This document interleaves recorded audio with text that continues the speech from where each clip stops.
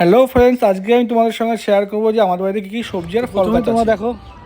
কুল গাছ, এখন কুলের সিজন, এখন কুল হয়েছে, বড় বড় কুল। এর আগের ভিডিওতে তোমরা কিন্তু দেখেছিলে এই আলু গাছগুলো সবাই বসানো হচ্ছিল, সেই গাছগুলো দেখো কত বড় হয়ে গেছে। আর এখন তোমরা যদি দেখতে পাচ্ছ, এটা হচ্ছে টমেটো গাছ। দেখো প্রচুর টমেটো হয়েছে গাছটায়, আর এই গাছে কিন্তু কোনো রকম সার দেওয়া হয়নি। এরপরে আমার ভাই আমাকে ডেকে দেখাচ্ছে যে এই ছোট্ট গাছটায় কতগুলো শশা হয়েছে। এরপরে আমি তোমাদের দেখাবো লেবু গাছ, গন্ধরাজ লেবু গাছ। আর এই যে ছোট্ট একটা লেবু হয়েছে।